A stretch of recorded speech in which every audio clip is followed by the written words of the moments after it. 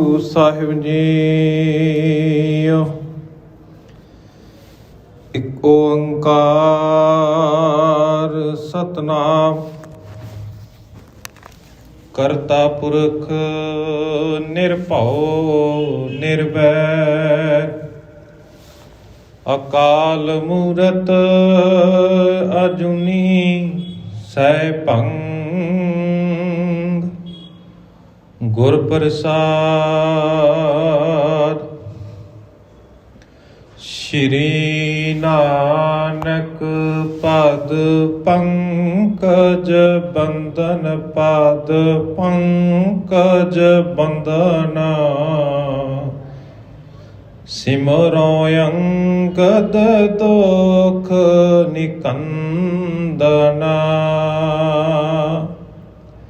ਅਮਰਦਾਸ ਗੁਰ ਹਿਰਦੇ ਧਿਆਵੋ ਹਿਰਦੇ ਧਿਆਵੋ।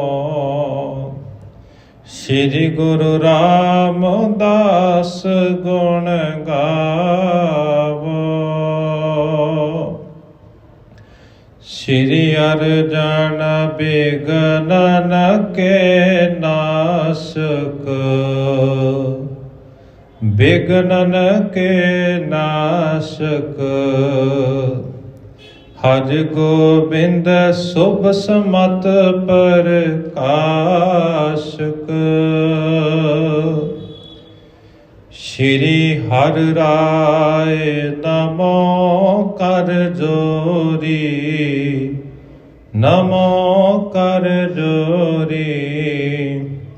ਗੁਰ ਹਰਿ ਕ੍ਰਿਸ਼ਨ ਮਨਾਏ ਬਹੋਰੀ। ਤੇਗ ਬਹਾਦਰ ਪਰਮ ਕਿਰਪਾਲਾ ਪਰਮ ਕਿਰਪਾਲਾ। ਸ਼੍ਰੀ ਗੁਰੂ ਗੋਬਿੰਦ ਸਿੰਘ ਵਿਸਾਲਾ। ਤਰੋਂ ਤਰਾ ਪਰ ਪੁਨ ਪੁਨ ਸੀਸਾ ਪੁਨ ਪੁਨ ਸੀਸਾ। ਬੰਦੋਂ ਬਾਰ ਬਾਰ ਜਗਦੀਸ਼ਾ।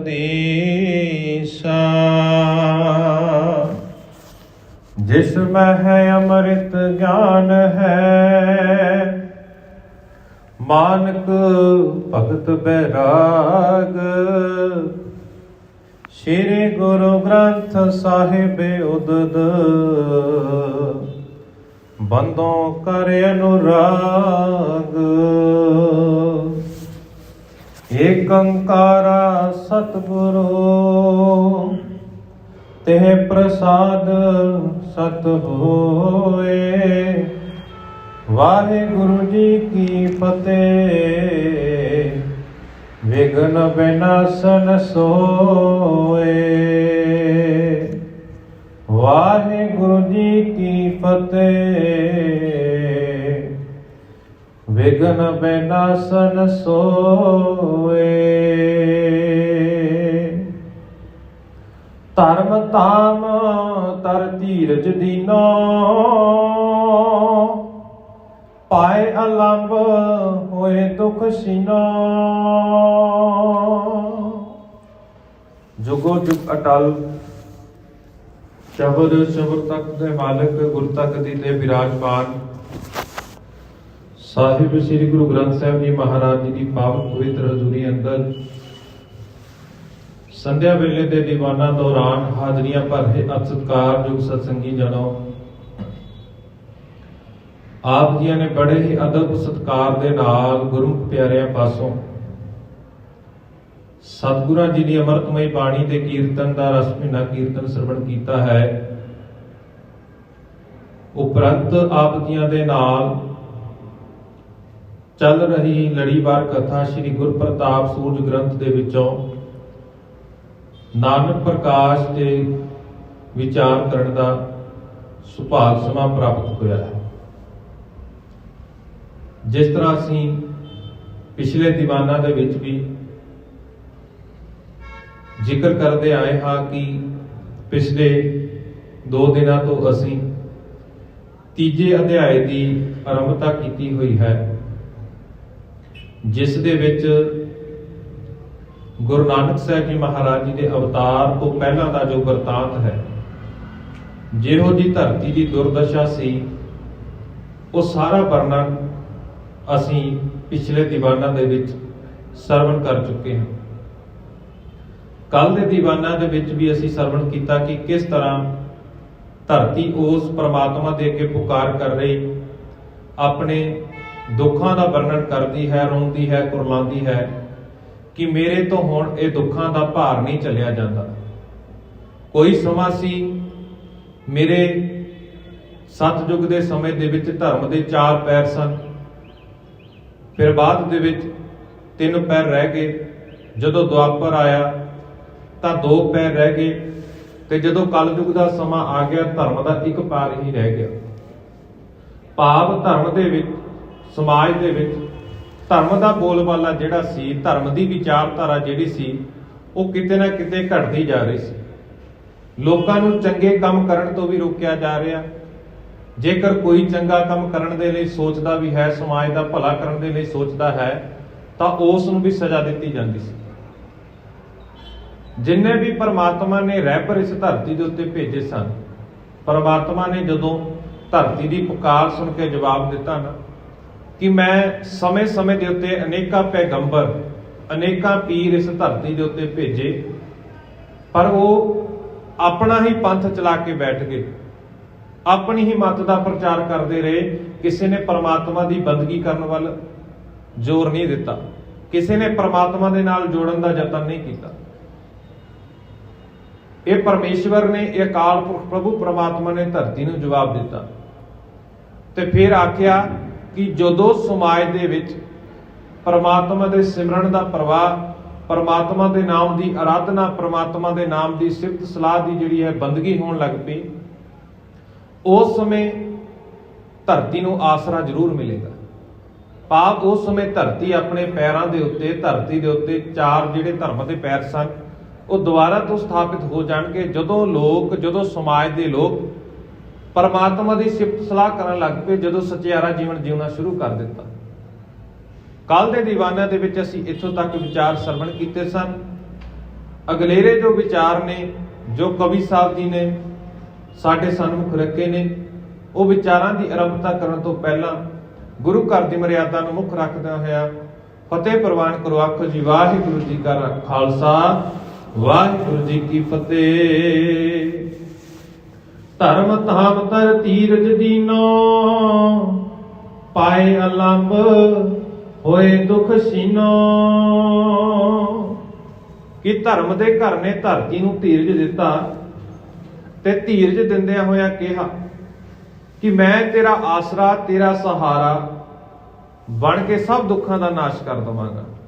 ਪਾਏ ਅਲੰਬ ਹੋਏ ਦੁੱਖ ਸੀਨੋ, ਕਿ ਤੇਰਾ ਸਹਾਰਾ ਬਣਾਂਗਾ, ਤੇਰਾ ਆਸਰਾ ਬਣਾਂਗਾ, ਤੇ ਤੇਰੇ ਸਾਰੇ ਦੇ ਸਾਰੇ ਜਿਹੜੇ ਦੁੱਖ ਨੇ ਉਹ ਖਤਮ ਹੋ ਜਾਣਗੇ। ਕਿਉਂਕਿ ਪਿਛਲੇ ਦੀਵਾਨਾਂ ਦੇ ਵਿੱਚ ਵੀ ਸਰਵਣ ਕੀਤਾ ਸੀ ਕਿ ਕਿਸ ਤਰ੍ਹਾਂ ਰਾਜਾ ਵੀ ਪ੍ਰਜਾ ਨੂੰ ਲੁੱਟ ਰਿਹਾ, ਧਾਰਮਿਕ ਆਗੂ ਵੀ ਲੋਕਾਂ ਨੂੰ ਗੁੰਮਰਾਹ ਕਰਕੇ ਲੋਕਾਂ ਦੀ ਧਰਮ ਦੇ ਨਾਂ ਦੇ ਉੱਤੇ ਲੁੱਟ ਖਸੁੱਟ ਕਰ ਰਹੇ ਨੇ। ਇਹ ਧਰਤੀ ਦੀ ਪੁਕਾਰ ਸੀ ਕਿ ਮੇਰੇ ਕੋਲ ਹੁਣ ਇਹਨਾਂ ਦੁੱਖਾਂ ਦਾ, ਇਹਨਾਂ ਪਾਪਾਂ ਦਾ ਭਾਰ ਨਹੀਂ ਚੱਲਿਆ ਜਾਂਦਾ।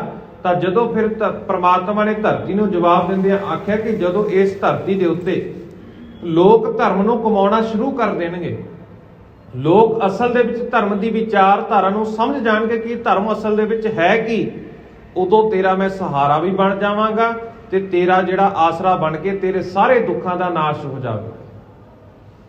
ਪਿਛਲੇ ਦੀਵਾਨਾਂ ਦੇ ਵਿੱਚ ਅਸੀਂ ਵਿਚਾਰ ਸਰਵਣ ਕੀਤੀ ਸੀ ਕਿ ਗੁਰਬਾਣੀ ਦੇ ਅਨੁਸਾਰ ਅਸਲ ਧਰਮ ਹੈ ਕੀ।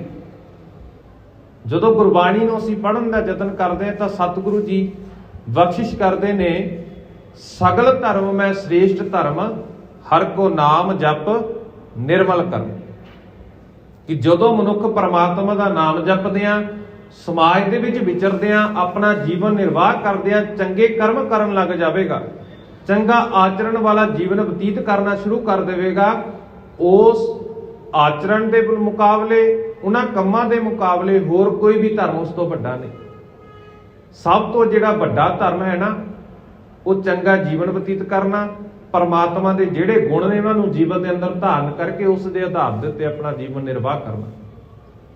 ਸਮਾਜ ਦੇ ਵਿੱਚ ਕੂੜ ਦਾ ਬੋਲਬਾਲਾ ਸੀ, ਸਮਾਜ ਦੇ ਵਿੱਚ ਝੂਠ ਦਾ ਬੋਲਬਾਲਾ ਸੀ, ਸਮਾਜ ਦੇ ਵਿੱਚ ਵਿਕਾਰਾਂ ਦਾ ਪ੍ਰਭਾਵ ਵੱਧ ਗਿਆ ਸੀ, ਜਿਸ ਕਰਕੇ ਧਰਤੀ ਦੀ ਜਿਹੜੀ ਦੁਰਦਸ਼ਾ ਸੀ ਉਹ ਖਰਾਬ ਹੋ ਗਈ। ਜਦੋਂ ਇੱਥੇ ਹੁਣ ਪਰਮਾਤਮਾ ਨੇ ਬੇਨਤੀ ਜਿਹੜੀ ਸੀ ਧਰਤੀ ਦੀ ਸਵੀਕਾਰ ਕਰਦਿਆਂ ਆਖਿਆ ਕਿ ਜਦੋਂ ਇਹਨਾਂ ਗੱਲਾਂ ਨੂੰ ਲੋਕ ਸਮਝ ਜਾਣਗੇ, ਨਿਰਮਲ ਕਰਮ ਕਰਨ ਲੱਗ ਜਾਣਗੇ, ਚੰਗੇ ਆਚਰਣ ਵਾਲਾ ਜੀਵਨ ਬਤੀਤ ਕਰਨਾ ਸ਼ੁਰੂ ਕਰ ਦੇਣਗੇ, ਉਦੋਂ ਤੇਰੇ ਸਾਰੇ ਦੇ ਸਾਰੇ ਜਿਹੜੇ ਪਾਪ ਨੇ, ਸਾਰੇ ਜਿਹੜੇ ਦੁੱਖ ਨੇ ਉਹ ਖਤਮ ਹੋ ਜਾਣਗੇ।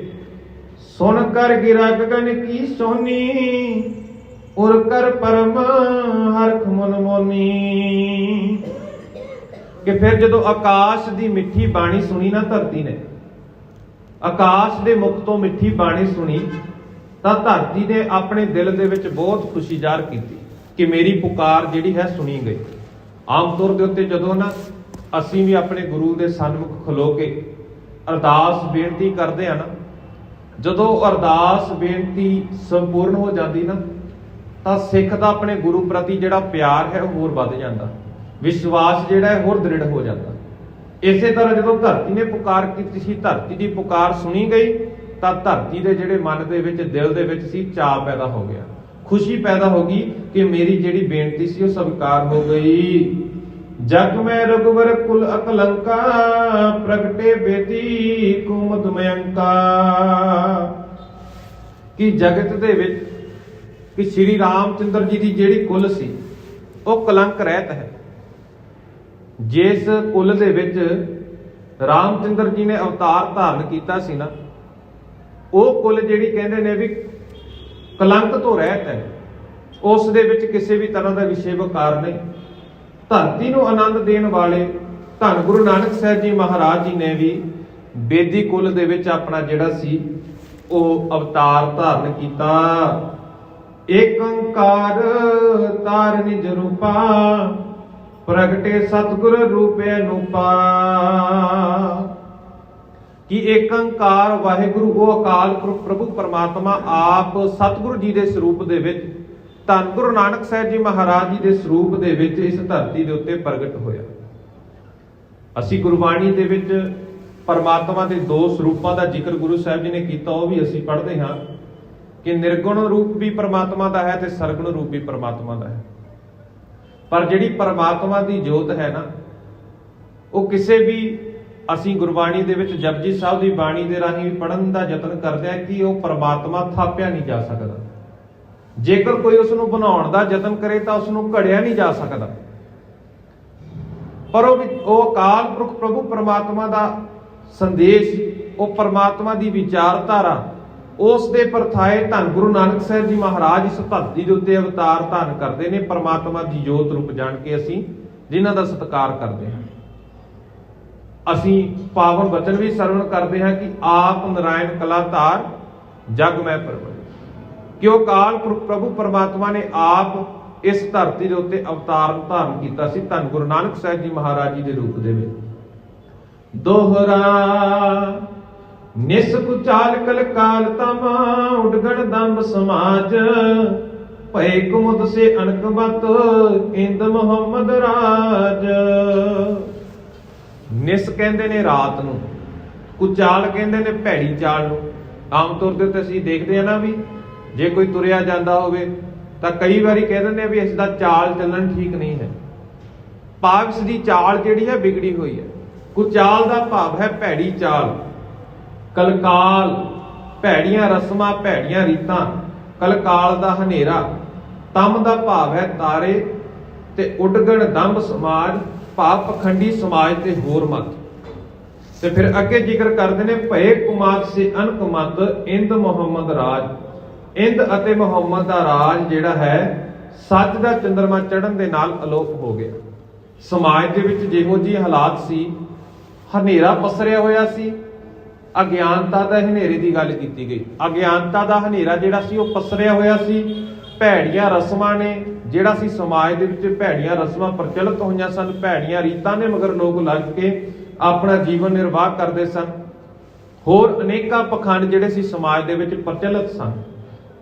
ਤੇ ਇੱਥੇ ਕਵੀ ਜੀ ਸਮਝਾਉਣਾ ਕਰਦੇ ਨੇ ਕਿ ਜਦੋਂ ਧੰਨ ਗੁਰੂ ਨਾਨਕ ਸਾਹਿਬ ਜੀ ਮਹਾਰਾਜ ਜੀ ਦੇ ਰੂਪ ਦੇ ਵਿੱਚ ਸੱਚ ਦਾ ਚੰਦਰਮਾ ਜਦੋਂ ਚੜ੍ਹਿਆ ਤਾਂ ਇਹ ਜਿਹੜਾ ਹਨੇਰਾ ਸੀ, ਗਿਆਨਤਾ ਦਾ ਹਨੇਰਾ ਸੀ, ਉਸ ਗਿਆਨ ਦੇ ਚਾਨਣ ਦੇ ਨਾਲ ਇਹ ਸਾਰਾ ਜਿਹੜਾ ਹਨੇਰਾ ਸੀ ਉਹ ਪਸਰ ਗਿਆ।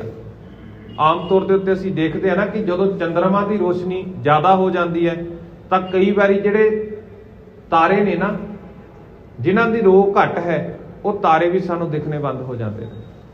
ਪਰ ਜਦੋਂ ਫਿਰ ਸੂਰਜ ਦਾ ਪ੍ਰਕਾਸ਼ ਹੁੰਦਾ ਤੇ ਸਾਨੂੰ ਕੋਈ ਵੀ ਤਾਰਾ ਦਿਖਦਾ ਨਹੀਂ, ਕਿਉਂਕਿ ਸੂਰਜ ਦਾ ਪ੍ਰਤਾਪ ਤਾਰਿਆਂ ਦੇ ਪ੍ਰਤਾਪ ਦੇ ਨਾਲੋਂ ਜ਼ਿਆਦਾ ਹੈ। ਸੂਰਜ ਦੀ ਰੋਸ਼ਨੀ ਤਾਰਿਆਂ ਦੀ ਰੋਸ਼ਨੀ ਦੇ ਨਾਲੋਂ ਵੱਧ ਹੈ। ਜਦੋਂ ਗੁਰੂ ਨਾਨਕ ਸਾਹਿਬ ਜੀ ਮਹਾਰਾਜ ਜੀ ਦੀ ਵਿਚਾਰਧਾਰਾ ਸਮਾਜ ਦੇ ਵਿੱਚ ਪ੍ਰਚਲਿਤ ਹੋਈ, ਜਦੋਂ ਗੁਰੂ ਨਾਨਕ ਸਾਹਿਬ ਜੀ ਮਹਾਰਾਜ ਜੀ ਨੇ ਗਿਆਨ ਦਾ ਜਿਹੜਾ ਚਾਨਣ ਕੀਤਾ ਤਾਂ ਉਸ ਸਮੇਂ ਅਗਿਆਨਤਾ ਦੇ ਹਨੇਰੇ ਦਾ ਨਾਸ਼ ਹੋ ਗਿਆ। ਚੋਪਈ ਤਿਨ ਕੋ ਹਰਨ ਬਾਲ ਦਿਨ ਰਾਉ, ਉਦੇ ਸੋ ਨਾਨਕ ਤੇਜ ਪ੍ਰਭਾਉ। ਤੇਜ ਪ੍ਰਭਾਉ ਭਾਵ ਤੇਜ ਪ੍ਰਭਾਵ ਵਾਲੇ ਧੰਨ ਗੁਰੂ ਨਾਨਕ ਸਾਹਿਬ ਜੀ ਮਹਾਰਾਜ ਜਦੋਂ ਸਮਾਜ ਦੇ ਵਿੱਚ ਪ੍ਰਗਟ ਹੋਏ ਨੇ ਨਾ, ਤਿੰਨ ਕੋ ਹਰਨ ਬਾਲ ਦਿਨ ਰਾਉ, ਕਿ ਬਾਲ ਅਵਸਥਾ ਦਾ ਜਿਹੜਾ ਸੂਰਜ ਸੀ ਉਹਨਾਂ ਨੂੰ ਲੈਣ ਆਇਆ। ਜਦੋਂ ਉਹਨਾਂ ਦਾ ਪ੍ਰਕਾਸ਼ ਹੋਇਆ ਤਾਂ ਇਸ ਤਰ੍ਹਾਂ ਲੱਗਦਾ ਸੀ, ਉਹਨਾਂ ਦੇ ਚਾਨਣ ਤੋਂ ਜਿਹੜਾ ਪ੍ਰਕਾਸ਼ ਹੋਇਆ ਨਾ, ਉਹਨਾਂ ਦੇ ਮੁਖ ਨੂੰ ਦੇਖ ਕੇ ਇਸ ਤਰ੍ਹਾਂ ਲੱਗਦਾ ਸੀ ਕਿਤੇ ਸੂਰਜ ਨਾ ਜਿਹੜਾ ਬਾਲ ਰੂਪ ਦੇ ਵਿੱਚ ਬਚਪਨ ਦੇ ਵਿੱਚ ਉਹਨਾਂ ਨੂੰ ਆਪ ਲੈਣ ਆਇਆ ਹੋਵੇ। ਇੱਥੇ ਕਵੀ ਜੀ ਨੇ ਉਹਨਾਂ ਦੀ ਪ੍ਰਸ਼ੰਸਾ ਕਰਦਿਆਂ ਅਲੰਕਾਰ ਜਿਹੜੇ ਨੇ ਇੱਥੇ ਬੰਨੇ ਕੀਤੇ ਨੇ। ਬਚਨ ਕਿਰਨ ਜਾਮਹਿ ਪ੍ਰਕਾਸ਼ੇ, ਸੰਤ ਤਾਮਰਸ ਹੇਰ ਵਿਕਾਸੇ। ਤੇ ਕਹਿੰਦੇ ਜਦੋਂ ਧੰਨ ਗੁਰੂ ਨਾਨਕ ਸਾਹਿਬ ਜੀ ਮਹਾਰਾਜ ਜੀ ਨੇ ਅਵਤਾਰ ਧਾਰਨ ਕੀਤਾ, ਜਦੋਂ ਗੁਰੂ ਨਾਨਕ ਸਾਹਿਬ ਜੀ ਮਹਾਰਾਜ ਜੀ ਦਾ ਪ੍ਰਕਾਸ਼ ਹੋਇਆ ਤਾਂ ਸਮਾਜ ਦੇ ਵਿੱਚ ਜਿਹੜੇ ਸੰਤ ਤੇ ਕਮਲ ਵੇਖ ਕੇ ਜਿਹੜੇ ਨੇ ਉਹ ਖਿੜ ਗਏ, ਪ੍ਰਸੰਨ ਹੋ ਗਏ ਕਿ ਇਸ ਧਰਤੀ ਦੇ ਉੱਤੇ ਗਿਆਨ ਦਾ ਜਿਹੜਾ ਸੋਮਾ ਸੀ ਉਹ ਪ੍ਰਗਟ ਹੋਇਆ ਹੈ, ਗਿਆਨ ਦਾ ਚਾਨਣ ਮੁਨਾਰਾ ਜਿਹੜਾ ਸੀ ਉਹ ਪ੍ਰਗਟ ਹੋਇਆ ਹੈ। ਦੰਬੀ ਸਮ ਊਲਕੂ ਦੁਖ ਭਾਰੀ, ਕਿੰਕਰ ਕੋਕ ਪਏ ਸੁਖਿਆਰੀ। ਦੰਬੀ ਭਾਵ ਦੰਬੀਆਂ, ਸਮ ਦਾ ਭਾਵ ਹੈ ਪਖੰਡੀ, ਉਲੂਕ ਦਾ ਭਾਵ ਹੈ ਉੱਲੂ ਭਾਵ ਮੂਰਖ। ਤੇ ਇੱਥੇ ਜ਼ਿਕਰ ਕਰਦੇ ਨੇ ਕਿ ਜਿਹੜੇ ਦੰਬੀ ਲੋਕ ਸਨ, ਪਖੰਡੀ ਲੋਕ ਸਨ, ਪਖੰਡ ਦੇ ਨਾਲ ਲੋਕਾਂ ਨੂੰ ਭਰਮਾਉਂਦੇ ਸਨ, ਜਾਂ ਜਿਹੜੇ ਮੂਰਖਾਂ ਵਾਲੀਆਂ ਹਰਕਤਾਂ ਕਰਦੇ ਸਨ, ਉਹਨਾਂ ਨੂੰ ਇਹ ਸਾਰਾ ਕੁਝ ਦੇਖ ਕੇ ਬਹੁਤ ਭਾਰੀ ਦੁੱਖ ਹੋਇਆ ਕਿ ਹੁਣ ਜਿਹੜੀ ਸਾਡੇ ਮਗਰ ਸਮਾਜ ਚੱਲਿਆ ਫਿਰਦਾ ਸੀ ਨਾ, ਅਸੀਂ ਲੋਕਾਂ ਨੂੰ ਕੁਰਾਹੇ ਪਾਇਆ ਸੀ, ਰਾਜਿਆਂ ਨੇ ਪ੍ਰਜਾ ਨੂੰ ਲੁੱਟਣ ਦਾ ਕੰਮ ਕੀਤਾ ਹੋਇਆ ਸੀ, ਕਾਜੀ ਦਾ ਕੰਮ ਸੀ ਨਿਆਂ ਦਿਵਾਉਣਾ, ਪਰ ਕਾਜੀ ਵੀ ਪੈਸੇ ਲੈ ਕੇ ਲੋਕਾਂ ਦੀ ਲੁੱਟ ਖਸੁੱਟ ਕਰ ਰਿਹਾ ਸੀ। ਇਹ ਜਿੰਨੇ ਵੀ ਲੋਕ ਸਨ ਸਮਾਜ ਨੂੰ ਖਾਣ ਵਾਲੇ, ਸਮਾਜ ਨੂੰ ਘੇਰਨ ਵਾਲੇ, ਸਮਾਜ ਨੂੰ ਕੁਰਾਹੇ ਪਾਉਣ ਵਾਲੇ, ਜਦੋਂ ਇਹ ਧੰਨ ਗੁਰੂ ਨਾਨਕ ਸਾਹਿਬ ਜੀ ਮਹਾਰਾਜ ਜੀ ਦਾ ਅਵਤਾਰ ਹੁੰਦਾ ਤਾਂ ਸਭ ਤੋਂ ਪਹਿਲਾਂ ਜ਼ਿਆਦਾ ਦੁੱਖ ਇਹਨਾਂ ਲੋਕਾਂ ਨੂੰ ਲੱਗਦਾ। ਕਿੰਕਰ ਕੋਕ ਭਏ ਸੁਖਿਆਰੀ, ਪਰ ਜਿਹੜੇ ਸਿੱਖ ਨੇ, ਪਰ ਜਿਹੜੇ ਦਾਸ ਨੇ, ਜਿਹੜੇ ਸੇਵਕ ਨੇ, ਉਹ ਇਹ ਸਭ ਕੁਝ ਜਾਣ ਕੇ ਬਹੁਤ ਖੁਸ਼ ਹੁੰਦੇ ਨੇ। ਉਹਨਾਂ ਦੇ ਮਨ ਦੇ ਵਿੱਚ ਜਿਹੜਾ ਹੈ ਸੁੱਖ ਪ੍ਰਾਪਤ ਹੁੰਦਾ ਹੈ, ਉਹਨਾਂ ਨੂੰ ਮਨ ਦੇ ਵਿੱਚ ਖੁਸ਼ ਹੁੰਦੇ ਨੇ। ਆਤਮ ਭਗਤ ਜਗਤ ਪ੍ਰਕਾਸ਼ੀ, ਨੀਂਦਾ ਵਿਦਿਆ ਸਿੱਖਣ ਨਾਸੀ।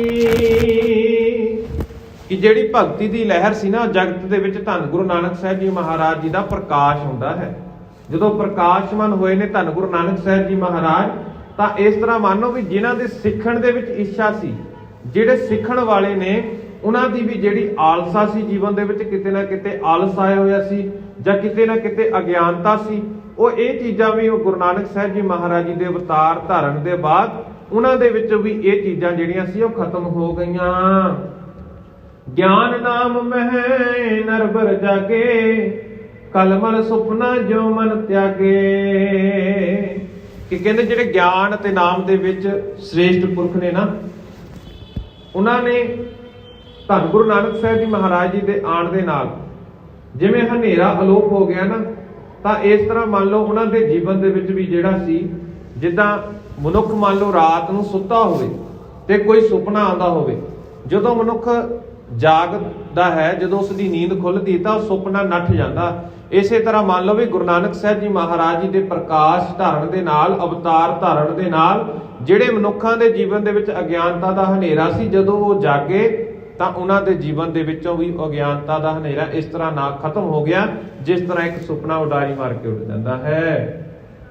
ਧਰਮ ਧਰਤ ਤੀਰਜ ਕੇ ਹੇਤਾ ਪ੍ਰਗਟੇ ਸ੍ਰੀ ਬੇਦੀ ਕੁਲ ਕੇਤਾ। ਕਿ ਧਰਤੀ ਅਤੇ ਧੀਰਜ ਦੇ ਹਿੱਤ ਲਈ, ਧਰਤੀ ਦੀ ਪੁਕਾਰ ਸੁਣ ਕੇ, ਧਰਤੀ ਦੀ ਰੱਖਿਆ ਕਰਨ ਦੇ ਲਈ, ਧਰਤੀ ਦਾ ਸਹਾਰਾ ਬਣਨ ਦੇ ਲਈ, ਧਰਤੀ ਨੂੰ ਆਸਰਾ ਦੇਣ ਦੇ ਲਈ ਬੇਦੀ ਕੁਲ ਦੇ ਵਿੱਚ ਪਰਮਾਤਮਾ ਰੂਪੀ ਧੰਨ ਗੁਰੂ ਨਾਨਕ ਸਾਹਿਬ ਜੀ ਮਹਾਰਾਜ ਜੀ ਨੇ ਅਵਤਾਰ ਧਾਰਨ ਕੀਤਾ। ਦੋਹਰਾ ਕਾਰਨ ਗੁਰ ਅਵਤਾਰ ਕੋ ਮੈਂ ਬਰਨਿਓ ਚਿਤ ਲਾਏ, ਸੁਨੋ ਜਨਮ ਕੀ ਅਬ ਕਥਾ ਸ੍ਰੀ ਅੰਗਦ ਸੁਖਦਾਏ। ਇਹ ਹੁਣ ਭਾਈ ਬਾਲਾ ਜੀ ਗੁਰੂ ਅੰਗਦ ਸਾਹਿਬ ਜੀ ਮਹਾਰਾਜ ਜੀ ਦੇ ਅੱਗੇ ਬੇਨਤੀ ਕਰਦੇ ਨੇ ਕਿ ਧੰਨ ਗੁਰੂ ਅੰਗਦ ਸਾਹਿਬ ਜੀ ਮਹਾਰਾਜ, ਧੰਨ ਗੁਰੂ ਨਾਨਕ ਸਾਹਿਬ ਜੀ ਮਹਾਰਾਜ ਜੀ ਦੇ ਅਵਤਾਰ ਧਾਰਨ ਦੇ ਬਾਰੇ ਜੋ ਵੀ ਕਥਾ ਸਾਰਤਾ ਸੀ, ਜੋ ਵੀ ਵਿਚਾਰ ਸੀ, ਮੈਂ ਤੁਹਾਡੇ ਸਨਮੁਖ ਆਪਣੇ ਮਨ ਤੋਂ, ਆਪਣੇ ਚਿੱਤ ਤੋਂ ਪਿਆਰ ਦੇ ਨਾਲ ਤੁਹਾਨੂੰ ਸੁਣਾਉਣਾ ਕੀਤਾ ਹੈ। ਤੇ ਸੁਣੋ ਜਨਮ ਕੀ ਅਬ ਕਥਾ ਸ੍ਰੀ ਅੰਗਦ ਸੁਖਦਾਏ, ਕਿ ਹੇ ਸੁੱਖਾਂ ਦੀ ਖਾਨ ਧੰਨ ਗੁਰੂ ਅੰਗਦ ਸਾਹਿਬ ਜੀ ਮਹਾਰਾਜ, ਹੁਣ ਧੰਨ ਗੁਰੂ ਨਾਨਕ ਸਾਹਿਬ ਜੀ ਮਹਾਰਾਜ ਜੀ ਦੇ ਜਨਮ ਦੀ ਕਥਾ ਵੀ ਸੁਣੋ। ਚੌਪਈ ਬਾਹਰ ਦੇਸ਼ ਸਭ ਦੇਸ਼ ਨਰੇਸੂ, ਗ੍ਰਾਮ ਪ੍ਰਜਾ ਕੇ ਹਰਤ ਕਲੇਸ਼ੂ। ਹੁਣ ਜਿੱਥੇ ਧੰਨ ਗੁਰੂ ਨਾਨਕ ਸਾਹਿਬ ਜੀ ਮਹਾਰਾਜ ਜੀ ਨੇ ਜਿਸ ਸਥਾਨ ਦੇ ਉੱਤੇ ਅਵਤਾਰ ਧਾਰਨ ਕੀਤਾ ਨਾ, ਉਸ ਅਸਥਾਨ ਦਾ ਜ਼ਿਕਰ ਕਵੀ ਜੀ ਇੱਥੇ ਕਰਦੇ ਨੇ ਤੇ ਭਾਈ ਬਾਲਾ ਜੀ ਧੰਨ ਗੁਰੂ ਅੰਗਦ ਸਾਹਿਬ ਜੀ ਮਹਾਰਾਜ ਜੀ ਨੂੰ ਸੁਣਾਉਣਾ ਕਰਦੇ ਨੇ ਕਿ ਜਿਸ ਅਸਥਾਨ ਦੇ ਉੱਤੇ ਧੰਨ ਗੁਰੂ ਨਾਨਕ ਸਾਹਿਬ ਜੀ ਮਹਾਰਾਜ ਜੀ ਨੇ ਅਵਤਾਰ ਧਾਰਨ ਕੀਤਾ, ਉਸ ਨੂੰ ਬਾਰ ਦਾ ਦੇਸ਼ ਕਿਹਾ ਜਾਂਦਾ ਸੀ। ਭਾਵ ਮੰਨ ਲਓ ਵੀ ਸਾਰੇ ਦੇਸ਼ਾਂ ਦਾ ਉਹ ਰਾਜਾ ਹੋਵੇ, ਸਾਰਿਆਂ ਦੇਸ਼ਾਂ ਤੋਂ ਸੋਹਣਾ ਦੇਸ਼ ਹੋਵੇ, ਸਾਰਿਆਂ ਇਲਾਕਿਆਂ ਤੋਂ ਸੋਹਣਾ ਇਲਾਕਾ ਹੋਵੇ ਜਿੱਥੇ ਧੰਨ ਗੁਰੂ ਨਾਨਕ ਸਾਹਿਬ ਜੀ ਮਹਾਰਾਜ ਜੀ ਨੇ ਅਵਤਾਰ ਧਾਰਨ ਕੀਤਾ। ਗ੍ਰਾਮ ਪ੍ਰਜਾ ਕੇ ਹਰਤ ਕਲੇਸ਼ੂ, ਕਿ ਜਿਸ ਤਰ੍ਹਾਂ ਗ੍ਰਾਮ ਨੂੰ ਪ੍ਰਜਾ ਦੇ ਸਭ ਦੁੱਖ ਜਿਹੜੇ ਨੇ ਦੂਰ ਕਰਦੇ ਨੇ, ਕਿ ਇਸ ਤਰ੍ਹਾਂ ਦਾ ਦੇਸ਼ ਹੈ ਜਿੱਥੇ ਦੇ ਰਹਿਣ ਵਾਲੇ ਲੋਕਾਂ ਨੂੰ ਕੋਈ ਵੀ ਦੁੱਖ ਨਹੀਂ। ਐਰਾਵਤੀ ਇੱਕ ਦਿਸ਼ ਬਾਰੀ, ਸੁੰਦਰ ਰੰਗ ਤਰੰਗ ਉਸਾਰੀ, ਕਿ ਉਸ ਦੇਸ਼ ਦੇ ਇੱਕ ਪਾਸੇ ਰਾਵੀ ਨਦੀ ਵਗ ਰਹੀ ਹੈ, ਰਾਵੀ ਦਾ ਦਰਿਆ ਵਗ ਰਿਹਾ ਹੈ, ਤੇ ਉਸ ਦੀਆਂ ਰੰਗੀਨ ਲਹਿਰਾਂ ਜਿਹੜੀਆਂ ਨੇ ਉਹ ਛਾਲੇ ਮਾਰਦੀਆਂ ਨੇ, ਉਸ ਦੇ ਵਿੱਚ ਪਾਣੀ ਦੀਆਂ ਜਿਹੜੀਆਂ ਤਰੰਗਾਂ ਨੇ ਉਹ ਛਾਲੇ ਮਾਰਦੀਆਂ ਨੇ ਰਾਵੀ ਦਰਿਆ ਦੀਆਂ। ਚੌਪਈ ਸੋਬਰ ਬਿਜਨ ਹੋਤ ਹੈ ਤਾਪੈ, ਨਿਪਤਾ ਕੋ ਲਚਨ ਸਭ ਥਾਪੈ। ਕਿ ਕਹਿੰਦੇ ਵੀ ਇਸ ਤਰ੍ਹਾਂ ਲੱਗ ਰਿਹਾ ਕਿ ਉਹ ਤਰੰਗਾਂ ਜਿਹੜੀਆਂ ਰਾਵੀ ਦਰਿਆ ਦੇ ਵਿੱਚ ਪਾਣੀ ਦੀਆਂ ਵਗ ਰਹੀਆਂ ਨੇ ਨਾ, ਉਹ ਲਹਿਰਾਂ ਜਿਹੜੀਆਂ ਉੱਠਦੀਆਂ ਨੇ, ਇਸ ਤਰ੍ਹਾਂ ਲੱਗ ਰਿਹਾ ਵੀ ਜਿਵੇਂ ਉਹ ਨਦੀ ਨੂੰ ਕੋਈ ਸੁੰਦਰ ਤਰੀਕੇ ਦੇ ਨਾਲ ਸੋਹਣਾ ਪੱਖਾ ਚੱਲ ਰਿਹਾ ਹੋਵੇ। ਉਹ ਲਹਿਰਾਂ ਇਸ ਤਰ੍ਹਾਂ ਵਗਦੀਆਂ ਨੇ। ਨਿਰਪਤਾ ਕੋ ਲਛਣ ਸ਼ਬਦ ਥਾਪੈ, ਕਿ ਜਿਸ ਤੋਂ ਇਹ ਲੱਗਦਾ ਵੀ ਉਸ ਦੇ ਵਿੱਚ ਰਾਜ ਪੁਣੇ ਦਾ ਮਾਣ ਹੈ, ਉਸ ਦੇ ਵਿੱਚੋਂ ਉਸ ਦੇ ਰਾਜ ਭਾਗ ਦੀ ਝਲਕ ਮਹਿਸੂਸ ਹੁੰਦੀ। ਜਿਸ ਤਰ੍ਹਾਂ ਉਹ ਇਲਾਕਾ ਹੈ ਨਾ, ਪਹਿਲਾਂ ਕਵੀ ਜੀ ਨੇ ਜਿਸ ਤਰ੍ਹਾਂ ਜ਼ਿਕਰ ਕੀਤਾ ਕਿ ਬਾਹਰ ਦਾ ਦੇਸ਼ ਜਿਹੜਾ ਹੈ ਉਹ ਇਸ ਤਰ੍ਹਾਂ ਲੱਗਦਾ ਵੀ ਜਿੱਦਾਂ ਸਾਰਿਆਂ ਦੇਸ਼ਾਂ ਦਾ ਰਾਜਾ ਹੋਵੇ। ਮੰਨ ਲਓ ਕੋਈ ਰਾਜਾ, ਰਾਜਿਆਂ ਦਾ ਜਿਹੜਾ ਸਾਰੇ ਨਾਲੋਂ ਵੱਡਾ ਰਾਜਾ ਹੋਵੇ, ਇਸ ਤਰ੍ਹਾਂ ਕਹਿੰਦੇ ਨੇ ਵੀ ਉਹ ਇਲਾਕਾ ਇਸ ਤਰ੍ਹਾਂ ਹੈ ਵੀ ਸਾਰਿਆਂ ਇਲਾਕਿਆਂ 'ਚ ਉਹ ਸ੍ਰੇਸ਼ਟ ਇਲਾਕਾ ਹੈ। ਕਿ ਜਦੋਂ ਫਿਰ ਜ਼ਿਕਰ ਕੀਤਾ ਕਿ ਇੱਕ ਪਾਸੇ ਰਾਵੀ ਨਦੀ ਵਗ ਰਹੀ ਹੈ, ਰਾਵੀ ਨਦੀ ਦੇ ਵਿੱਚ ਪਾਣੀ ਦੀਆਂ ਤਰੰਗਾਂ ਇਸ ਤਰ੍ਹਾਂ ਉੱਠਦੀਆਂ ਨੇ ਕਿ ਦੇਖਣ ਨੂੰ ਇਹ ਲੱਗਦਾ ਕਿ ਕੋਈ ਕਿਸੇ ਨੂੰ ਬਹੁਤ ਸੋਹਣੇ ਤਰੀਕੇ ਦੇ ਨਾਲ ਕੋਈ ਸੁੰਦਰ ਪੱਖਾ ਚੱਲ ਰਿਹਾ ਹੋਵੇ। ਇਹ ਕਵੀ ਜੀ ਨੇ ਉਸ ਦੇਸ਼ ਦਾ ਜ਼ਿਕਰ ਅਲੰਕਾਰ ਦੇ ਰੂਪ ਦੇ ਵਿੱਚ ਜਿਹੜਾ ਹੈ ਉਹ ਇੱਥੇ ਜ਼ਿਕਰ ਕੀਤਾ ਹੈ। ਚੰਦਰ ਪਗਾ ਦਿਸ ਦੁਤਿਆ ਸੁਹਾਈ, ਮਾਲ ਤਰੰਗਨ ਸੁਵਾਸੇ ਉਠਾਈ। ਇੱਕ ਪਾਸੇ ਤਾਂ ਰਾਵੀ ਨਦੀ ਵਗ ਰਹੀ, ਹੁਣ ਦੂਜੇ ਪਾਸੇ ਉਸ ਦੇ ਚਨਾਬ ਜਿਹੜੀ ਹੈ, ਚਨਾਬ ਦਰਿਆ ਨਾ, ਉਹ ਵਗ ਰਿਹਾ ਹੈ। ਉਹ ਵੀ ਬਹੁਤ ਸ਼ੋਭਦਾ ਹੈ, ਉਹ ਵੀ ਬਹੁਤ ਸ਼ੋਭਨੀਕ ਹੈ। ਮਾਲ ਤਰੰਗਨ ਸੁਵਾਸੇ ਉਠਾਈ, ਉਸ ਦੀਆਂ ਸਾਫ਼ ਲਹਿਰਾਂ ਜਿਹੜੀਆਂ ਪੰਕਤੀਆਂ ਦੇ ਰੂਪ ਵਿੱਚ ਉੱਪਰ ਉੱਠ ਰਹੀਆਂ ਨੇ। ਇਹ ਦੋਨਾਂ ਨਹਿਰਾਂ ਦਾ, ਦੋਨਾਂ ਦਰਿਆਵਾਂ ਦਾ ਜ਼ਿਕਰ ਇੱਥੇ ਕਵੀ ਜੀ ਨੇ ਕੀਤਾ। ਤਾਂ ਪਰ ਹੋਤ ਚਮਰ ਸ਼ਬ ਭਾਰੀ, ਮਹਿਮਾ ਮਹਾਜਨਾ ਬਨਕਾਰੀ। ਕਿ ਜਿਸ ਤਰ੍ਹਾਂ ਮੰਨ ਲਓ ਕੋਈ ਰਾਜਾ ਆਪਣੇ ਤਖਤ ਤੇ ਬੈਠਾ ਹੋਵੇ ਨਾ, ਤੇ ਉਸ ਨੂੰ ਆਲੇ ਦੁਆਲੇ ਉਸ ਦੇ ਅਹਿਲਕਾਰ, ਉਸ ਦੇ ਸੇਵਾਕਾਰ ਉਸ ਨੂੰ ਪੱਖਾ ਝੱਲਦੇ ਨੇ। ਇਸ ਤਰ੍ਹਾਂ ਲੱਗ ਰਿਹਾ ਵੀ ਇਸ ਨੂੰ ਵੀ ਇਸ ਤਰ੍ਹਾਂ ਕੋਈ ਸੋਹਣੇ ਤਰੀਕੇ ਦੇ ਨਾਲ ਪੱਖਾ ਚੱਲ ਰਿਹਾ। ਇਸ ਦੀ ਪ੍ਰਸ਼ੰਸਾ ਕਵੀ ਜੀ ਨੇ ਇਸ ਤਰ੍ਹਾਂ ਕੀਤੀ ਇਸ ਇਲਾਕੇ ਦੇ। ਮਹਿਮਾ ਮਹਾ ਜਨਾਵਨਕਾਰੀ, ਕਿ ਉਸ ਦੀ ਮਹਿਮਾ ਜਿਹੜੀ ਹੈ ਵੇਖਣ ਯੋਗ ਭਾਵ ਮਾਨਣ ਯੋਗ ਹੈ, ਉਸ ਨੂੰ ਵਰਣਨ ਨਹੀਂ ਕੀਤਾ ਜਾ ਸਕਦਾ। ਉਸ ਸਥਾਨ ਨੂੰ ਅੱਖਾਂ ਦੇ ਨਾਲ ਦੇਖਿਆ ਜਾ ਸਕਦਾ, ਉਸ ਨੂੰ ਮਹਿਸੂਸ ਕੀਤਾ ਜਾ ਸਕਦਾ, ਉਸ ਨੂੰ ਅਨੁਭਵ ਕੀਤਾ ਜਾ ਸਕਦਾ, ਪਰ ਕਵੀ ਜੀ ਕਹਿੰਦੇ ਵੀ ਕਲਮ ਦੇ ਵਿੱਚ ਇੰਨੀ ਤਾਕਤ ਨਹੀਂ ਕਿ ਉਸ ਨੂੰ ਲਿਖ ਕੇ ਉਸ ਦਾ ਚੰਗੇ ਤਰੀਕੇ ਦੇ ਨਾਲ ਵਰਣਨ ਕੀਤਾ ਜਾਵੇ। ਸਦਾ ਸੁਕਾਲ ਸਸਨ ਕੋ ਸਾਲੀ, ਤਹ ਦੁਕਾਲ ਕੀ ਕੌਣ ਕੁਚਾਲੀ। ਕਿ ਹੁਣ ਜਿੱਥੇ ਆਮ ਤੌਰ ਦੇ ਉੱਤੇ ਪਾਣੀ ਦਾ ਪ੍ਰਵਾਹ ਜ਼ਿਆਦਾ ਹੋਵੇ, ਪਾਣੀ ਸਹੀ ਤਰੀਕੇ ਦੇ ਨਾਲ ਵਗਦਾ ਹੋਵੇ, ਸੁਭਾਵਿਕ ਹੀ ਉੱਥੋਂ ਦੀ ਖੇਤੀਬਾੜੀ ਵੀ ਜਿਹੜੀ ਆ ਬਹੁਤ ਸੋਹਣੇ ਤਰੀਕੇ ਦੇ ਨਾਲ ਹੁੰਦੀ ਹੋਵੇ। ਤੇ ਇੱਥੇ ਹੁਣ ਜ਼ਿਕਰ ਕੀਤਾ ਕਿ ਉੱਥੇ ਫਸਲਾਂ ਜਿਹੜੀਆਂ ਨੇ ਉਹ ਵੀ ਭਰਪਾਰ ਹੁੰਦੀਆਂ ਨੇ, ਫਸਲਾਂ ਵੀ ਬਹੁਤ ਸੋਹਣੇ ਤਰੀਕੇ ਦੇ ਨਾਲ ਵੱਧਦੀਆਂ ਫੁੱਲਦੀਆਂ ਨੇ। ਤੇ ਮੰਨ ਲਓ ਇਸ ਤਰ੍ਹਾਂ ਵੀ ਇਹ ਜਿਹੜੇ ਦੋਨੋਂ ਦਰਿਆ ਨੇ, ਦੋਨੋਂ ਨਦੀਆਂ ਨੇ, ਇਹ ਖੇਤੀ ਦਾ ਘਰ ਹੈ।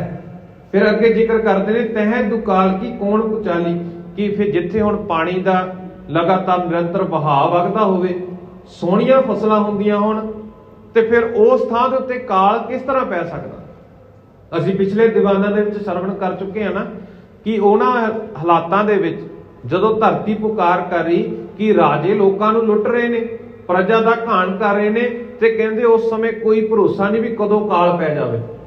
ਰਾਜਿਆਂ ਦੀ ਮਾੜੀ ਨੀਤੀ ਦੇ ਕਾਰਨ ਸਮਾਜ ਦੀ ਦੁਰਦਸ਼ਾ ਇਹੋ ਜਿਹੀ ਹੋ ਗਈ ਸੀ। ਪਰ ਇੱਥੇ ਹੁਣ ਕਵੀ ਜੀ ਜ਼ਿਕਰ ਕਰਦੇ ਨੇ, ਭਾਈ ਬਾਲਾ ਜੀ ਗੁਰੂ ਅੰਗਦ ਸਾਹਿਬ ਜੀ ਮਹਾਰਾਜ ਜੀ ਨੂੰ ਕਥਾ ਸੁਣਾਉਂਦੇ ਨੇ ਕਿ ਉਹ ਇਲਾਕਾ ਇੰਨਾ ਸ਼ੋਭਨੀਕ ਹੈ, ਉੱਥੇ ਦਾ ਪਾਣੀ ਇੰਨਾ ਸਾਫ਼ ਤੇ ਸੋਹਣਾ ਹੈ ਕਿ ਉੱਥੇ ਫਸਲਾਂ ਜਿਹੜੀਆਂ ਨੇ ਉਹਨਾਂ ਦੀ ਜਿਹੜੀ ਭਰਮਾਰ ਹੋ ਰਹੀ, ਫਸਲਾਂ ਬਹੁਤ ਸੋਹਣੇ ਤਰੀਕੇ ਦੇ ਨਾਲ ਵੱਧਦੀਆਂ ਨੇ, ਫੁੱਲਦੀਆਂ ਨੇ। ਇਹੋ ਜਿਹੇ ਇਲਾਕੇ ਦੇ ਵਿੱਚ ਕਾਲ ਪੈਣ ਦੀ ਸੰਭਾਵਨਾ ਵੀ ਨਹੀਂ ਪੈਦਾ ਹੁੰਦੀ। ਤਾਹੇ ਦੁਕਾਲ ਕੀ ਕੌਣ ਕੁਚਾਲੀ, ਤੇ ਇਸ ਥਾਂ ਦੇ ਉੱਤੇ ਕਾਲ ਫਿਰ ਕਿਵੇਂ ਪੈ ਸਕਦਾ ਹੈ। ਸਤ ਈਤ ਕੋ ਭੀਤ ਨ ਪਾਵਾ, ਤਸਕਰ ਕੁਲ ਤਜ ਅਣਤ ਪਰਾਵਾ। ਕਿ ਖੇਤੀ ਨੂੰ ਲੱਗਣ ਵਾਲੇ ਹੁਣ ਜਿਹੜੇ 7 ਰੋਗ ਨੇ, 7 ਤਰ੍ਹਾਂ ਦੇ ਰੋਗ ਜਿਹੜੇ ਖੇਤੀ ਨੂੰ ਲੱਗਦੇ ਨੇ, ਫਸਲ ਨੂੰ ਲੱਗਦੇ ਨੇ, ਉਹਨਾਂ ਦਾ ਜ਼ਿਕਰ ਕੀਤਾ। ਕਿਸੇ ਤਰ੍ਹਾਂ ਦੀ ਔਪੜ ਆ ਜਾਣੀ, ਜਾਂ ਜ਼ਿਆਦਾ ਪਾਣੀ ਜਾਂ ਜ਼ਿਆਦਾ ਮੀਂਹ ਪੈਣ ਦੇ ਨਾਲ ਜ਼ਿਆਦਾ ਵਰਖਾ ਹੋ ਜਾਣੀ, ਜਾਂ ਉਸ ਫਸਲ ਦੇ ਵਿੱਚ ਚੂਹੇ ਪੈ ਜਾਣੇ, ਜਾਂ ਕਿਸੇ ਤਰ੍ਹਾਂ ਦੇ ਕੀੜਾ ਲੱਗ ਜਾਣਾ, ਜਾਂ ਟਿੱਡੀਆਂ ਦਾ ਖਾਣਾ, ਪੰਛੀਆਂ ਦਾ ਖਾਣਾ, ਜਾਂ ਕਿਸੇ ਤਰ੍ਹਾਂ ਦਾ ਹੋਰ ਉੱਥੇ ਕਾਲ ਪੈ ਜਾਣਾ। ਭਾਵ ਇਹਨਾਂ 7-8 ਚੀਜ਼ਾਂ ਦੇ ਕੋਈ ਵੀ ਉੱਥੋਂ ਇਹਨਾਂ ਦਾ ਨਾਮੋ ਨਿਸ਼ਾਨ ਨਹੀਂ ਹੈ। ਵਧੀਆ ਫਸਲ ਹੁੰਦੀ ਹੈ, ਵਧੀਆ ਪਾਣੀ ਹੈ ਫਸਲਾਂ ਦੇ ਲਈ, ਵਧੀਆ ਦੇਖ ਰੇਖ ਕੀਤੀ ਜਾਂਦੀ ਹੈ। ਪਥਕ ਜਾਤ ਜਹੈ ਮਨ ਬਿਰਮਾਵਾ, ਫੇਰ ਹੀ ਤੂੰ ਨਰ ਕੁਟੰਬ ਭੁਲਾਵਾ। ਕਿ ਇਸ ਤਰ੍ਹਾਂ ਉਸ ਇਲਾਕੇ ਦੇ ਜਿਹੜੇ ਵਿੱਚ ਨੇ, ਇਲਾਕੇ ਦੇ ਵਿੱਚ ਕੋਈ ਵੀ ਜਿਹੜੇ ਚੋਰ ਸੀ, ਡਾਕੂ ਸੀ, ਉਹ ਵੀ ਇਲਾਕਾ ਛੱਡ ਕੇ ਚਲੇ ਗਏ ਨੇ। ਉਹਨਾਂ ਨੂੰ ਵੀ ਹੁਣ ਭੱਜਣ ਦਾ ਰਾਹ ਨਹੀਂ ਲੱਭ ਰਿਹਾ। ਜਾਂਦਿਆਂ ਰਾਹੀਆਂ ਦਾ ਵੀ ਇਸ ਇਲਾਕੇ ਨੂੰ ਦੇਖ ਕੇ ਜਿਹੜਾ ਹੈ ਮਨ ਖੁਸ਼ ਹੁੰਦਾ ਵੀ ਇੰਨਾ ਸੋਹਣਾ ਇਲਾਕਾ, ਇੰਨਾ ਸੋਭਨੀਕ ਇਲਾਕਾ। ਜਿਹੜਾ ਵੀ ਰਾਹੀ ਉੱਥੋਂ ਲੰਘਦਾ ਹੈ, ਜਿਹੜਾ ਵੀ ਮੁਸਾਫਰ ਉਸ ਸਥਾਨ ਤੋਂ ਲੰਘਦਾ ਹੈ, ਉਹ ਉਸ ਦਾ ਉੱਥੇ ਟਿਕਣ ਨੂੰ ਮਨ ਕਰ ਜਾਂਦਾ, ਆਪਣੇ ਘਰ-ਬਾਰ ਨੂੰ ਭੁੱਲ ਜਾਂਦਾ ਹੈ। ਫਲ ਫੁੱਲਣ ਦਲਿਉਤ ਤਰ ਚਾਰੂ, ਪੰਥਕ ਹੇਤ ਠਾਂਡੇ ਸੁਖ ਕਾਰੂ। ਕਿ ਉੱਥੇ ਦੇ ਫਲ ਫੁੱਲ ਅਤੇ ਪੱਤਿਆਂ ਸਮੇਤ ਜਿਹੜੇ ਸੁੰਦਰ ਬ੍ਰਿਸ਼ ਨੇ ਨਾ, ਜਿਹੜੇ ਵੀ ਸੁੰਦਰ ਰੁੱਖ ਨੇ, ਸੁੰਦਰ ਦਰਖਤ ਲੱਗੇ ਨੇ, ਫੁੱਲਾਂ ਵਾਲੇ, ਚਾਹੇ ਫਲ ਵਾਲੇ ਨੇ, ਚਾਹੇ ਪੱਤਿਆਂ ਵਾਲੇ ਨੇ, ਉਹ ਸਾਰੇ ਹੀ ਸਾਰੇ ਉਸ ਸਥਾਨ ਦੀ ਸੁੰਦਰਤਾ ਨੂੰ ਹੋਰ ਚਾਰ ਚੰਨ ਲਾਉਂਦੇ ਨੇ, ਹੋਰ ਸ਼ੋਭਨੀਕ ਬਣਾਉਂਦੇ ਨੇ। ਪਥਕ ਹੇਤ ਠਾਡੇ ਸੁਖ ਕਾਰੂ। ਕਿ ਜਿਹੜੇ ਵੀ ਰਾਹੀ ਉੱਥੋਂ ਲੰਘਦੇ ਨੇ ਨਾ, ਉੱਥੇ ਰੁੱਖਾਂ ਦੀ ਛਾਵੇਂ ਬੈਠਦੇ ਨੇ, ਬੜਾ ਹੀ ਸੁੱਖ ਜਿਹੜਾ ਉੱਥੋਂ ਮਾਣਦੇ ਨੇ। ਵਸੇ ਲੋਕ ਜੈ ਸੁਜਨ ਸੁਚਾਲੀ, ਦਇਆ ਧਰਮ ਕੇ ਜੇ ਪ੍ਰਤਪਾਲੀ। ਕਿ ਹੁਣ ਉੱਥੋਂ ਦੇ ਰਹਿਣ ਵਾਲੇ ਜਿਹੜੇ ਲੋਕ ਨੇ, ਉਹਨਾਂ ਦਾ ਜ਼ਿਕਰ ਕਰਦੇ ਨੇ ਕਵੀ ਜੀ ਕਿ ਜਿਹੜੇ ਉੱਥੋਂ ਦੇ ਲੋਕ ਰਹਿੰਦੇ ਨੇ ਨਾ, ਵਸੇ ਲੋਕ ਜੈ ਸੁਜਨ ਸੁਚਾਲੀ, ਵੀ ਉਹ ਲੋਕ ਬੜੇ ਹੀ ਬਹਾਦਰ ਨੇ, ਬੜੇ ਹੀ ਚੰਗੇ ਕਿਰਦਾਰ ਵਾਲੇ ਨੇ। ਉਹਨਾਂ ਦਾ ਆਚਰਣ ਜਿਹੜਾ ਹੈ ਬਹੁਤ ਸੋਹਣਾ ਹੈ। ਦਇਆ ਅਤੇ ਧਰਮ ਦੀ ਪੂਰੀ ਪਾਲਣਾ ਕਰਦੇ ਨੇ। ਦਇਆ ਧਰਮ ਕੇ ਜੇ ਪ੍ਰਤਪਾਲੀ, ਭਾਵ ਉਹਨਾਂ ਦੇ ਵਿੱਚ ਦਇਆ, ਧਰਮ, ਸੰਤੋਖ ਜਿਹੜੇ ਚੰਗੇ ਗੁਣ ਨੇ, ਉਹਨਾਂ ਮਨੁੱਖਾਂ ਦੇ ਜੀਵਨ ਦੇ ਵਿੱਚ ਨੇ, ਜਿਹੜੇ ਉਸ ਸਥਾਨ ਦੇ ਉੱਤੇ ਜਿਸ ਉਸ ਸਥਾਨ ਦੇ ਵਿੱਚ ਰਹਿੰਦੇ ਨੇ। ਬਾਹਰ ਦੇਸ਼ ਦੇ ਵਿੱਚ ਜਿਹੜੇ ਲੋਕ ਰਹਿੰਦੇ ਨੇ, ਉਹਨਾਂ ਦੇ ਹੁਣ ਆਚਰਣ ਦੀ ਗੱਲ ਕੀਤੀ ਹੈ। ਅਥਤ ਸੇਵ ਮੈਂ ਜਿਨ ਮਨ ਰਾਤਾ, ਗੁਣ ਗਰਾਹੀ ਸਭ ਵਿਦਿਆ ਗਿਆਤਾ। ਕਿ ਜਿਹੜੇ ਉੱਥੋਂ ਦੇ ਲੋਕ ਰਹਿੰਦੇ ਨੇ ਨਾ, ਲੋੜਵੰਦਾਂ ਦੀ ਬੜੀ ਸੇਵਾ ਕਰਦੇ ਨੇ, ਗਰੀਬਾਂ ਦੀ ਬੜੀ ਮਦਦ ਕਰਦੇ ਨੇ। ਜਿਹੋ ਜਿਹੇ ਵੀ ਹਾਲਾਤ ਜੇ ਕਿਤੇ ਪੈਦਾ ਵੀ ਹੋ ਜਾਣ ਨਾ, ਲੋਕ ਸਮਾਜ ਦੇ ਵਿੱਚ ਸੇਵਾ ਕਰਨ ਦੇ ਲਈ ਤਿਆਰ ਰਹਿੰਦੇ ਨੇ। ਗੁਣਗ੍ਰਾਹੀ ਸਭ ਵਿਦਿਆ ਗਿਆਤਾ, ਉਸ ਇਲਾਕੇ ਦੇ ਲੋਕ ਜਿਹੜੇ ਨੇ ਵਿਦਿਆ ਦੇ ਉਹਨਾਂ ਦੇ ਕੋਲ ਭੰਡਾਰ ਨੇ, ਬਹੁਤ ਗਿਆਨ ਹੈ, ਬਹੁਤ ਗੁਣੀ ਗਿਆਨੀ ਲੋਕ ਨੇ। ਉਪਜੇ ਜਹ ਤੁਰੰਗ ਬਹੁ ਸੁੰਦਰ, ਬਲੀ ਤਰਲਤਾ ਗੁਣ ਕੇ ਮੰਦਰ। ਤੁਰੰਗ ਕਹਿੰਦੇ ਨੇ ਘੋੜੇ ਨੂੰ, ਕਿ ਉਸ ਸਥਾਨ ਦੇ ਉੱਤੇ ਜਿਹੜੇ ਘੋੜੇ ਨੇ ਨਾ ਉਹ ਵੀ ਬਹੁਤ ਵਧੀਆ ਨਸਲ ਦੇ ਘੋੜੇ ਨੇ ਉੱਥੇ ਪਾਏ ਜਾਂਦੇ। ਬੜੇ ਬਲੀ ਤਿੱਖੇ ਤੇਜ ਅਤੇ ਗੁਣਾਂ ਦਾ ਘਰ ਉੱਥੇ ਹਨ।